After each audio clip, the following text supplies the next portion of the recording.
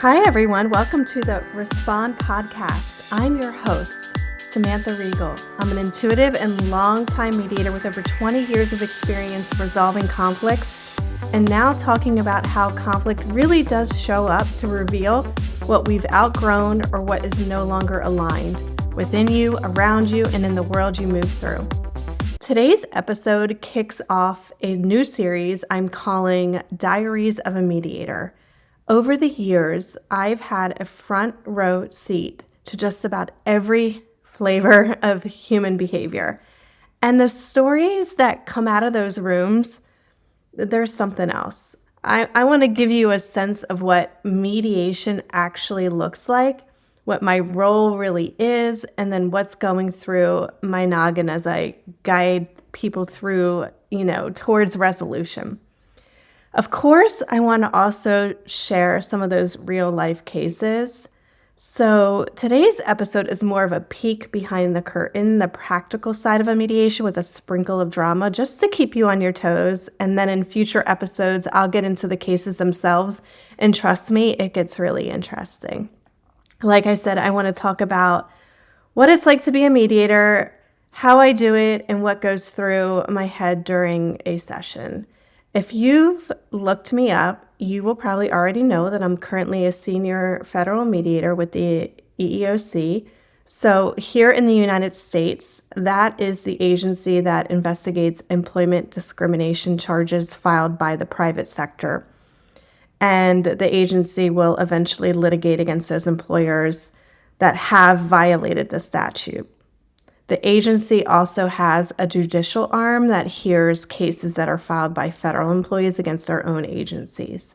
My job at the commission is primarily on the private sector side. So when an employee or ex-employee files a charge of discrimination against an employer, the parties are offered the opportunity to mediate. Unfortunately, due to funding and then the sheer amount of charges filed, mediation can often occur months, if not years, after a filing. So in some cases, these conflicts are quite embedded stories that both sides might have been carrying for some time. As I said, my experience is not limited to this agency, but I've spent a large portion of my career resolving these types of conflicts. So this will be my inspiration today. Okay, I want to set the stage of what happens in a mediation so you can all visualize how each day goes for me. The parties now, since the pandemic, are participating through a virtual platform. So the session will start with all the parties in the same virtual room where we do introductions and opening statements. After the opening statements, the parties are moved into private virtual rooms and will remain there the rest of the day. My job as a mediator for this type of mediation is not necessarily to repair a relationship. Now, if that happens as a byproduct, great, but my primary purpose is to reach a resolution, and I make that intention very clear at the onset of the mediation by saying something like, we're all here to get this resolved. That's my intention. So I ask everyone to hold that same intention. Okay. So this agency has hired me to resolve cases early on in the charge handling process, most likely to save the taxpayer money by not having a long, drawn out investigation and litigation process. So with that being said, I do encourage the parties to provide the opening statements. And I steer them in the direction of trying to keep it short and to the point. I might need to jump in and keep them on track because if they're repeating themselves or they're talking too much about the story, it's going to harden their position. And my job is to make tomorrow easier. And that means designing the conversation so that everyone is heard and we still have the energy to build options. Ideally, I can get them beyond their positions and into their interests very early on in the process. So when I'm limiting the opening statements, it's a good way to do that. And I learned this very important lesson very early on in my career because there might have been times where I saw the emotional benefit of allowing an aggrieved person to fully express every single detail and every feeling that led us to the mediation table. But then we would be spending hours with emotional validation and encouragement rather than focusing on brainstorming resolutions.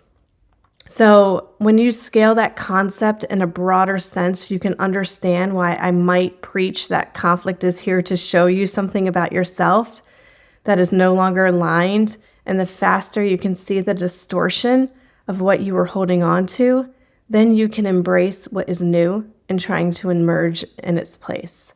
So as a mediator, when I keep the focus towards what is trying to emerge, the person can feel hopeful instead of so stuck in the loop of their story, which is creating misery for them.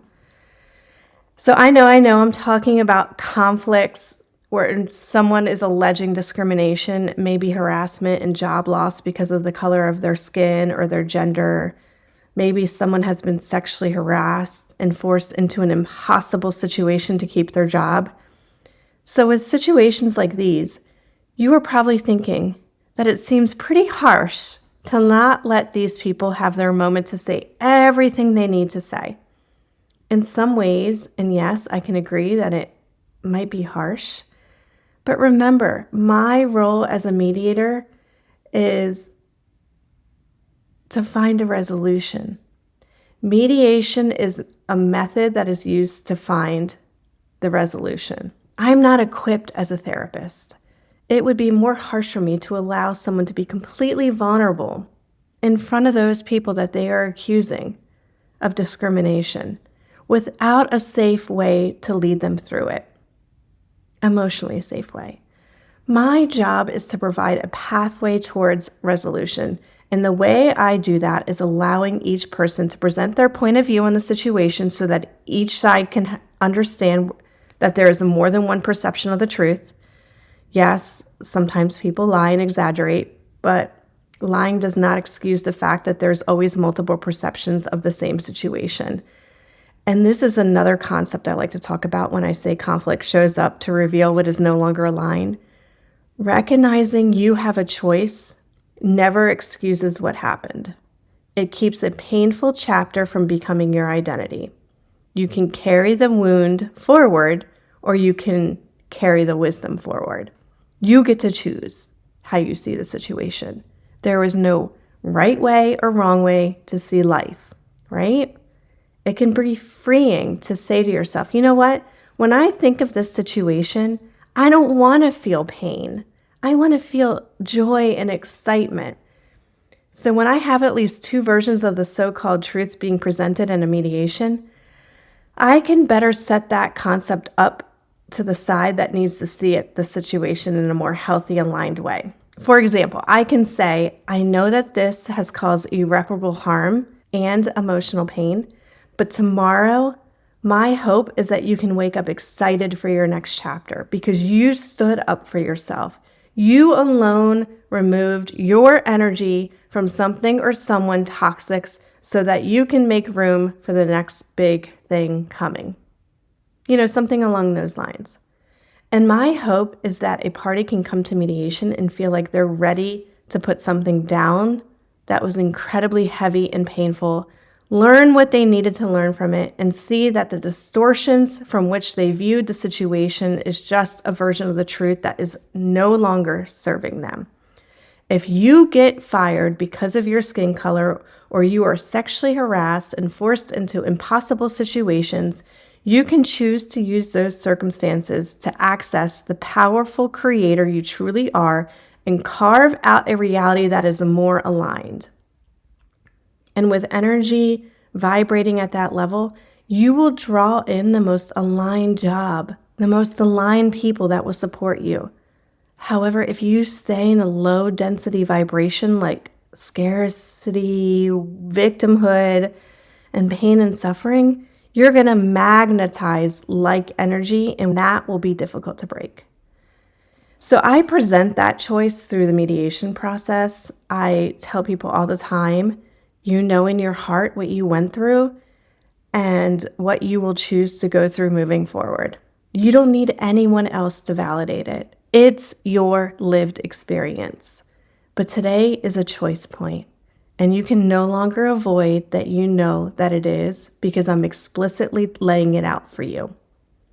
Now, mind you, of course, I keep it professionally and try to steer clear of the spiritual implications, but you get my drift. I wanted to kind of set the stage so you can visualize what's happening. As I've always said, that I get a little adrenaline rush from my job as a mediator, and I've been able to nail down the exact point that kept me in this field for as long as I've been here. And that is the point in every mediation when a person finally says, I get it. I can choose a different path now. One that does not keep me stuck energetically with this toxicity. I want to evolve beyond it. What do I do now, Samantha? And that's my favorite part. They truly get that it's exciting to leave behind a toxic situation, even if it dissolved in such a painful way. That job that you might have loved, if not for the discrimination, was never going to be right for you to bring into your present moment because you outgrew it. The way that it dissolved was what you needed to get you to move towards what's coming. I think it's also important to note that I am much more expressive about my views on conflict in this venue, the podcast, than I would ever be as a mediator in a mediation session. Again, my role as a mediator is not to explain how your perception of the truth is harming you, but it's to move you towards resolution of the conflict. I stay neutral when I'm mediating and employ what I call quote unquote tools that I pull out of my toolkit to keep the parties moving towards resolution. I've talked about some of these tools in other episodes. Check out the one on victimhood, finding common ground, and why you can't let go of the fight. Those are just a few. But back to what I was saying, through that process of moving people towards resolution by using my tools, it inevitably leads folks to more healthier, more aligned perceptions of their situation, which again inevitably will lead to resolution. I feel like I talk a lot about the aggrieved plaintiff of the case, but not so much the employer or defendant. In some cases, I'm going through the same process with the employer who feels aggrieved because they might be feeling like they're the victim, accused of something in which they believe was not wrong or illegal. Again, I don't pick sides or judge as a mediator. I stay neutral and walk them through a similar path of choosing to see the situation from a new perspective that will eventually lead them to learning about what no longer works, how they can be more aligned moving forward. And this eventually leads them to wanting to put this situation down, focusing on that forward momentum, which is the sweet spot for resolution. So now when I'm working with someone at the table who wasn't personally involved in the incident, maybe HR, an attorney, or an executive with the company, I do zoom out. At that level, it's no longer about one person's perception. It's about the organization's perception. So I take a step back and quickly assess whether what I'm hearing is a signal, a pattern, or a practice problem. And that will help me understand how to frame the conversation in a way that moves the organization towards resolution rather than defensiveness. So a signal might be a one-time complaint, something worth noticing. A pattern is when similar issues start showing up in different corners of the organization. And a practice problem, that's when the issue has become part of the culture of the organization. It's baked into its policies, the behavior of leadership, and what gets rewarded at the company. So usually I can determine this based on what's said in the mediation. When assessing from that framework, I can turn the fight into a fix. It gives the company a choice point. Do we want to be right and prove a point with this employee? Or do we want to stop the bleeding and invest in evolution? And usually I'll appeal to what they already care about, which, of course, in most cases is the bottom line. Resolution today almost always costs less than carrying the pain and the expense of a drawn-out conflict litigation into the future. Because here's the truth, when enough employees tell the same story, the organization can't avoid the distortion anymore. Those repeated cracks eventually become fractures, and if a company wants to survive and evolve, it has to pay attention. So anyways, I hope this explanation about mediation kind of helps you see conflict and why it shows up from a unique perspective. It's a pretty cool job. If you feel like you have the temperament and interest in the field, I would highly recommend you explore it because it can be applied in so many different ways. Even across my own career, I've done crisis management, labor relations mediation, and now, podcasting. Whenever I get invited to speak, I always tell the audience that learning how to be a mediator is a skill set that can be used across multiple industries. In future episodes, I do want to get into some real life scenarios I've had in mediation so you can kind of get a taste of how juicy the workplace can be here in this country. Guys, I've heard it all. Nothing shocks me anymore. Absolutely nothing. I always say the worst depraved cases were the ones that I knew would probably get dismissed for jurisdictional reasons, but we sometimes do get a chance to mediate before that happens, especially if the parties do not want the matter to proceed to court for obvious reasons. Some of those are particularly nauseating. I've mediated a case where an elected official was forcing his female staffers to shine his shoes. And I had another one with a life-appointed judge engaging in some pretty egregious sexual harassment. I'm mentioning the judge and the elected official because they're just a quick case study. It's been my experience that those that feel like they have the most power without any accountability tend to abuse that power in the more extreme ways. Again, to those parties on both sides of those cases, these distortions showed up to show everyone what was no longer aligned.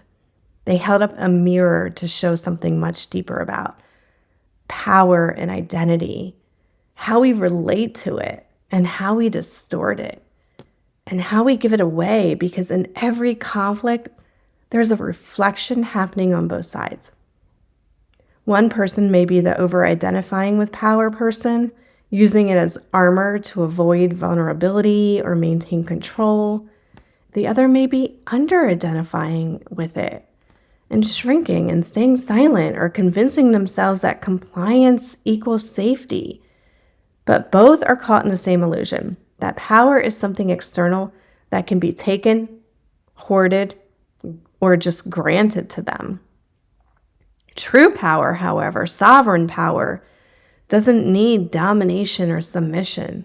It's rooted in self-respect, integrity, and accountability. Accountability is what restores dignity. Blame what keeps us in this tug of war. And that's exactly what these conflicts reveal when they surface. So if you've ever find yourself in a situation like this, whether you're the one with the authority or the one feeling disempowered, the mirror is already at work. The question is, will you look at it? For the one holding power, the judge and elected official, they'll need to look into the mirror and ask themselves these types of questions. What part of me believes authority gives me permission to bypass humanity? What am I afraid is going to happen if I led with humility instead of control? And where have I mistaken compliance for respect? And for the one on the receiving end, they need to look in the mirror and ask these questions. Where have I unconsciously agreed to give my own power? And what fear is keeping me from setting boundaries or speaking truth to authority? And how might this situation be showing me the parts of myself that still need my own validation? When we start asking those kinds of questions, conflict stops being about what's right or wrong and starts becoming a portal, a mirror that doesn't just expose imbalance, but invites transformation. And this is a very cool perspective to have and can make life's up and downs and around town so much more exciting. It's like, what is life going to show me today instead of dreading what's next? You get to choose to be excited. Just to circle back a little bit, I know I said that the case with the judge and elected official most likely would get dismissed. Number one, the commission that the EEOC, the agency that I work for, the statutes do not have jurisdiction over elected officials. And for the appointed judge, we wouldn't have jurisdiction over a political appointed figure as well. So I just wanted to circle back to clear any of that up. We do, like I said, get to sometimes mediate those cases just because the employer sees the benefit of getting it resolved and not having to go through the dismissal process and everything like that. What happens in mediation stays in mediation. It's a confidential process. So they are able to keep everything from coming out into the light by going to mediation. So again, I am going to share some more juicy cases in the upcoming episodes so we can all start to look at why these toxic situations show up in our lives and where we're being asked to grow. We have a lot of containers that no longer fit us anymore. When I say containers, I mean relationships, careers and workplaces, family dynamics, friendships, religion, the government, really any kind of box that we identify with. It's natural to continue to evolve and grow and let that which no longer fits us dissolve. The trick is seeing it for what it is in the moment so you can move through it easier and with less suffering. Guys, I hope you found this topic interesting and I welcome your thoughts. I will be getting back to answering questions. If you want me to weigh in on your conflict that you might be having, situationship, workplace, family, or something else, feel free to leave me a voicemail with the link in my show notes. I'll feature select questions in upcoming episodes. Until next week, don't react, but respond with intention.